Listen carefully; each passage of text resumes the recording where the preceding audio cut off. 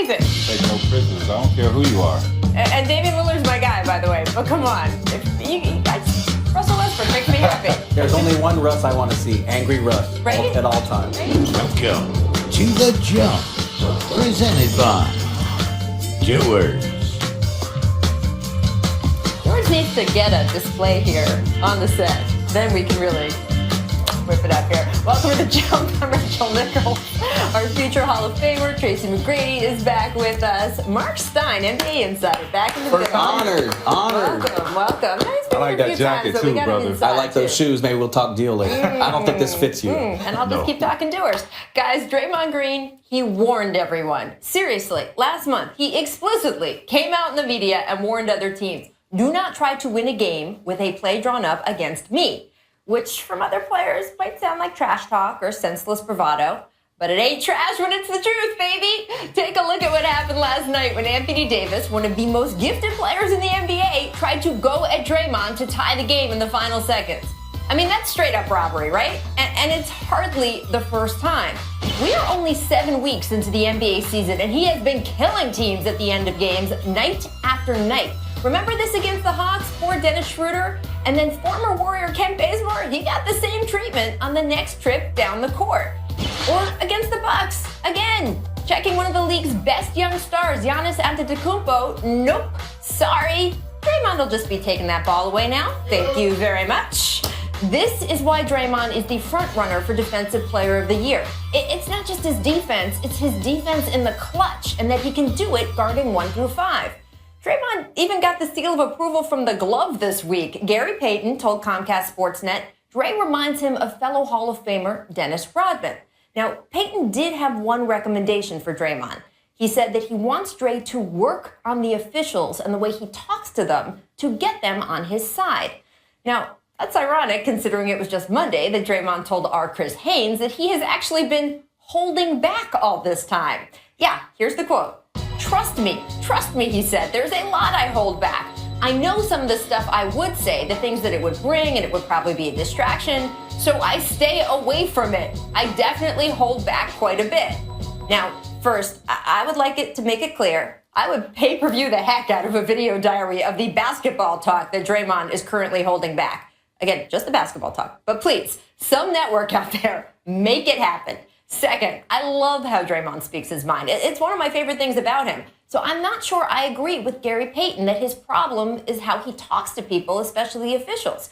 I think the problem is he still crosses the line sometimes in how he plays, the leg kicks and all that. But honestly, the whole Draymond Green package is so good, I'd take it every time. I mean, Tracy, do you think that Draymond should hold back a little bit more, especially with the refs, or that would change the fire in his game? No, I like the fact that he's showing maturity and holding back because he still can be productive. As you've seen in those video clips, he still can be a lockdown defender when need be, still be of value to his team. We don't want that Draymond that cost his team the finals, the championship last year in those finals. We don't want that guy. He still can be very effective, holding back on his emotions and going after referees. Every time this comes up, the question on the flip side is, what are the Warriors supposed to do? The fire that this guy plays with it's what he is. How do you tell someone, don't be who you are? Now, the kicking thing, if the league is going to make it a focus, he's going to have to find a way to deal with that, even though he says, hey, none of you guys took kinesiology in college. He's probably right. But he's going to have to address that. But you're never going to turn the fire off. You don't want to turn the fire off. No, you don't want to turn the fire off, but with the other antics, the kicking and things of that nature, he can't be that guy. I mean, because the league has a real radar on him for being that type of person. And he feels persecuted for it, but he actually hasn't even gotten hit for it every time he's done it. He did it to Marquise Chris of the Suns. I don't know if we have the video of that, but I don't even think he got called on this. There wasn't, right? And it dislocated his finger. Yeah. And a couple, that's so blatant right there. And a couple days later, one of the beat writers tweeted out a photo of the finger, and it was like all swollen and gross and disgusting and dislocated and everything. So that, I think we all agree, yes. He's got to tamp that down. He said that's involuntary. Yeah. Did that look involuntary? I'm just saying. But you are around these guys all the time. He says he is holding back. I don't know if I buy it. Yeah, I'm not so sure either, because I did want that video channel, though. I think... Again, just the basketball talk. early in the season, I felt like he was getting texts just for screaming after a great play. And I thought, you know what, the refs are maybe keeping too close an eye on him. But again, I don't know how you tell him to shut that off. And he would play worse. I mean, I think you saw after the suspension, he was a shell of himself in the game after the suspension. I mean, a key defensive stop on Anthony Davis. Key defensive stop. He got the steal, and he showed his emotions. Be that guy. I mean, there's nothing wrong with that. There's nothing not working for the Warriors right now. That road trip they've been on should have sapped the energy out of them, but except for that one showing in Memphis, it didn't, right? I mean, I would say this, though. They were tired. I mean, it was grueling because they traveled so much, almost 6,000 miles on that trip. And I was actually in New Orleans, not for the game. I had a chance to visit with Klay Thompson. We did a podcast the night before the New Orleans game, and he admitted, man, this has been a long trip. And so I think they're human. I mean, they're great. They're an offensive machine, but they've lost some of the depth they've had. They're gonna be weary on long trips just like anybody else. And they're not taking nights off. They're not. We'll get to that. Would you wait? No, I'm we just will saying, get to that. you know. Shows have a rundown. We'll get. This show really doesn't have a rundown. But anyway, here's something else that many people noticed from this same game last night. In the third quarter, including me, by the way, Steph hits a three, putting the Warriors up 7, and then gives a little dap to the Pelicans' assistant coach, Darren Erman. Now, we'll spot shot this. There you go. Yep, right there. Now, Steph knows Erman well. He used to be an assistant coach with the Warriors for 3 years, and after the game, Steph did explain. While I'm shooting, he's yelling out, if he makes it, it's a good shot. If he makes it, it's a good shot. I'm trying to encourage their defense, so I wanted a little praise for that good shot I made.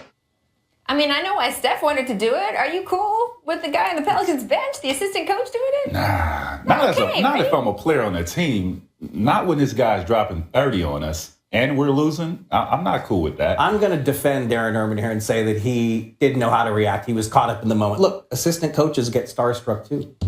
If Steph Curry sticks his hand out to slap it, if Steph Curry sticks his hand out to slap it, most mortals are going to go, yes. But this is not an assistant coach. This is not an assistant coach that, hasn't been around Steph every day for a season. I mean, he was with the Warriors. 3 years. So he shouldn't be starstruck. He knows Steph. He shouldn't be, but I'm going to say in this instance, he didn't even realize what he was doing. If I'm Anthony How Davis, do you not realize it? He's on the other team. They're wearing different colors. I got It's some very words easy for to him when differentiate. I'll go to the locker room. Somebody told me that. That's the thing. If you were on the Seriously. Pelicans, right? Yeah, he has to see me. Like, you can't be doing that, bro. All right, we have to move on to the topic that keeps giving in the All NBA. right, I And learned my Tracy- lesson. Yeah, first of all, don't mess with Tracy. You should know that. But Tracy, here you go. It is teed up for you. If Grizzlies fans want to see the big three of LeBron, Kyrie, and Kevin Love, they will have to get on a plane to do it. They will not even be on the bench tonight. Cavs' Ty Lue said they did not travel to Memphis. Now, I do want to point out, this is the back-to-back of a home-and-home with Memphis. And Memphis did rest Marc Gasol last night in Cleveland. So this is a little bit turnabout is fair play. Here's what LeBron had to say about it when he was questioned. My coach wanted to rest us. I'm not going to buck at my coach, and that's what he wants, and that's what we're going to do. I've been in this league 14 years. I shouldn't have to explain me sitting out games or not playing games. I've played in every arena, including Seattle that's no longer here, including some other places. So, it's not like it's my first year. I think we ran that just because of the hat, by the way. He's played 14 years. The other guys haven't put in 10 years yet. I don't understand that. This is my own problem. Now, LeBron, he's off the hook. Yes, he's been in the finals, 6, 7 straight years, so he's off the hook. I don't mind him. But the other two guys, look, when Memphis Grizzlies are marketing their tickets, trying to get their season ticket holders and people to buy tickets, you best believe the defending champs is one of those games that everybody wants to see. LeBron James, Kevin Love, and Kyrie Irving. So for them to be in the Eastern Conference, Memphis Grizzlies being in the West, they only come there once a year. So it's some fans out there that is looking forward to seeing these guys play, and they're not going to play. Precedent's been set, though. It's not going to change. Adam Silver's been asked about this. It might change because we reported a week or two ago that the league is going to move the season opener up starting next season. It's going to move up a week to 10 days. That's going to create a little extra wiggle room in the schedule, but there's still going to be patches where there are home and homes or tough travel. And Adam Silver has said I don't feel comfortable telling teams how you manage rest. In a perfect world, all the rest would be in home games and guys would never rest in road games. But if the league's not going to tell coaches they have to do that. So we're still going to see this on occasion. On the flip side of that, hell, if I had a coach like that resting me throughout the year, I'd probably still be playing, guys. You got to pop too late. Would you wear that hat?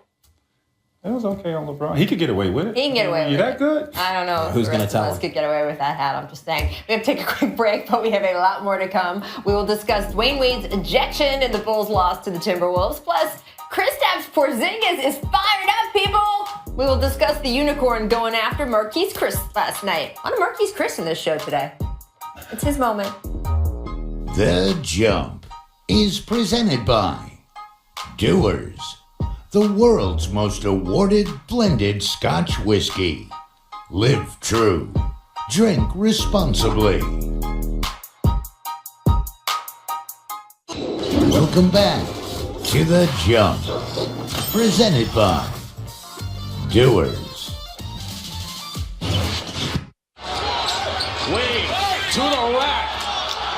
Deter, no foul, and here comes Minnesota. The Bulls have to foul now, and they do. I think they actually just threw Dwyane Wade.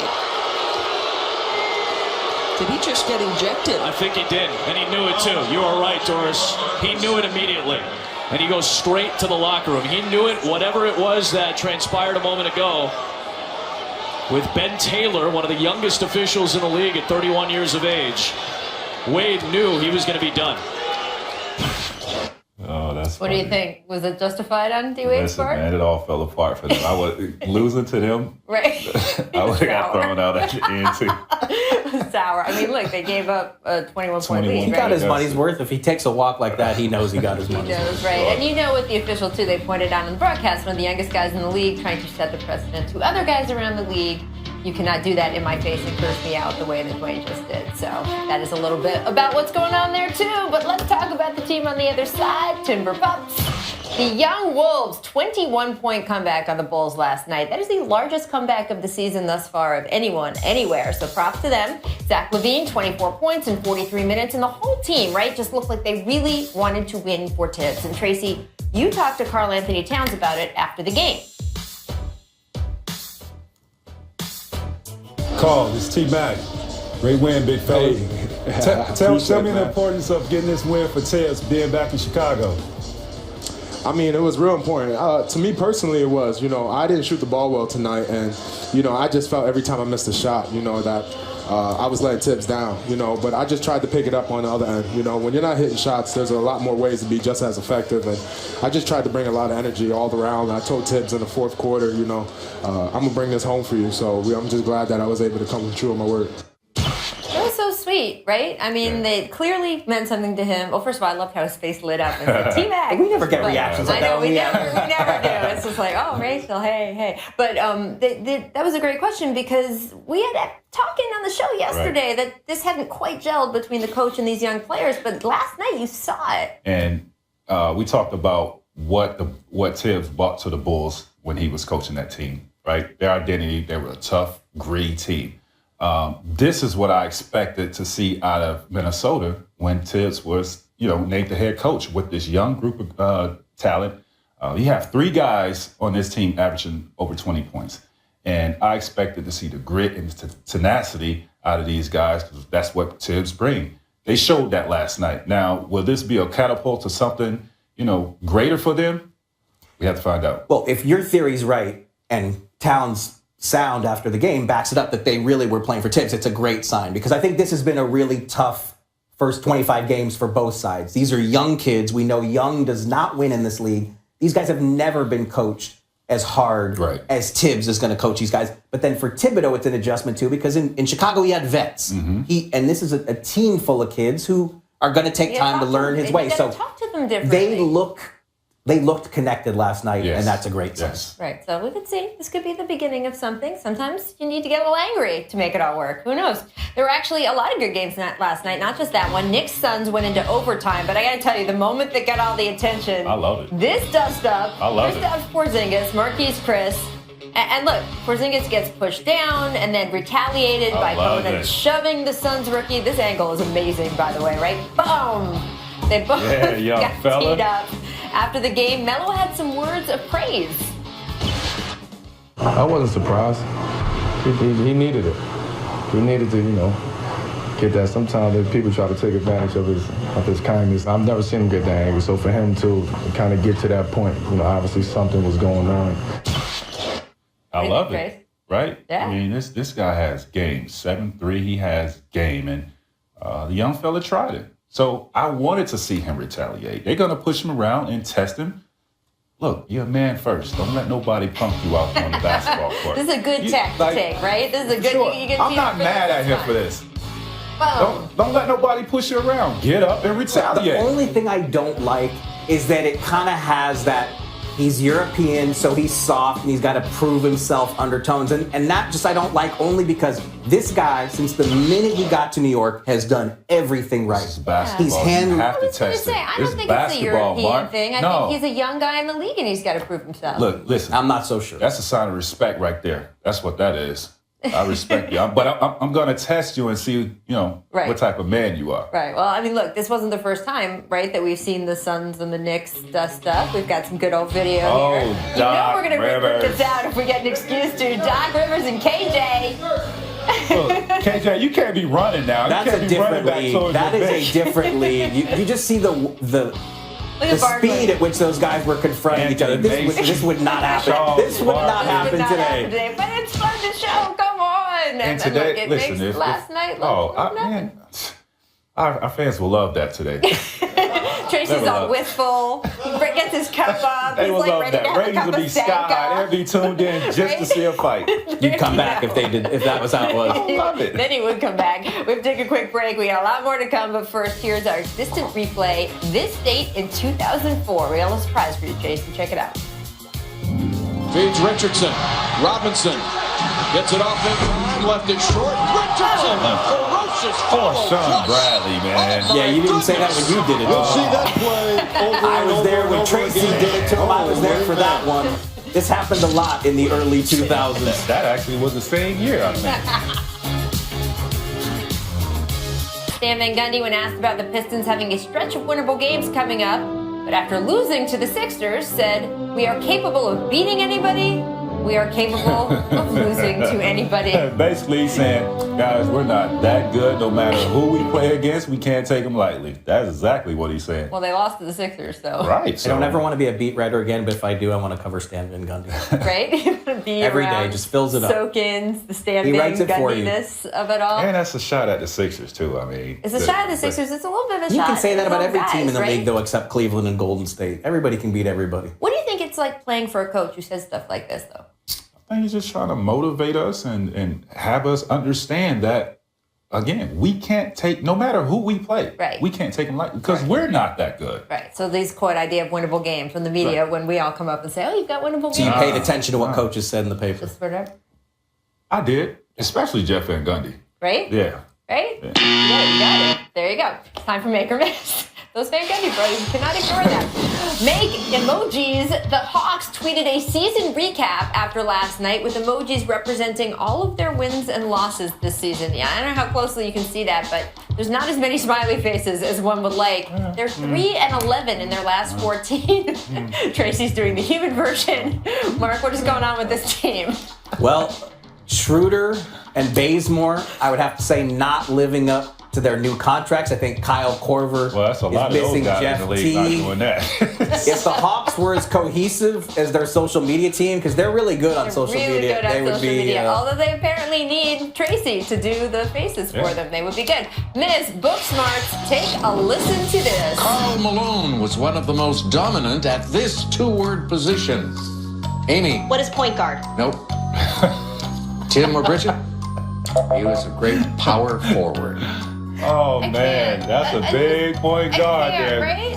My but those people are smarter than us. Can we really point guard? Can we really take shots? Because they're probably smarter. Have you seen what Karl Malone looks like? Even if you don't know basketball, you can't really just say, I don't know. All right, we'll move on. May practice. Buddy Hield shared stories of his workout with Kobe Bryant, including that Kobe made him practice the same move 100 times in a row. Tracy, how do you feel about this? You have worked out with Kobe Bryant. Well, maybe he needs to do it 150 or 200 times because I haven't seen it. I don't know. I'm just saying, I haven't seen it yet. He is young. Give him a little bit. He's playing on that team. You got to give him a little room to go. But you've practiced with Kobe, right? He's intense. He is very intense. How old were you? 34, 35. Oh, wow. Handle it a little bit better, a little bit differently. Missed retirement planning. Dirk Nowitzki told a German magazine that he wants to play until 2018, but would retire after the season if, quote, things don't go so well and it hurts everywhere. Mark, as the world's Dirk Nowitzki reporter, how do you feel about this? Look, he's been saying this for a while now. If the body doesn't let him play, he's going to have a decision to make. And right now, it's not letting him. This Achilles thing won't go away. But he wants to play 20 years even. He wants to play next season. I think we'll see. All right, make throwback jams. Tracy, this is you jamming out to Ice Ice Baby on the NBA Countdown set last night. So what do we think? Because my DJ last night, I'm not going to say no names, but that's what I was stuck with. Ice Ice Baby, so I had to make the best of it. I'm going to be off the show for a while, so I had to leave him with that. Mark, does Tracy like Ice Ice Baby too much or way too much? No, I mean, you know what? We want our athletes to be real. He is so real in this clip. It's not real. Real sad. I appreciate it, Mark. That's the real. Nobody needs to see that. There are children who watch that show. That was scary? Oh, by the way, Candace Parker. Wow.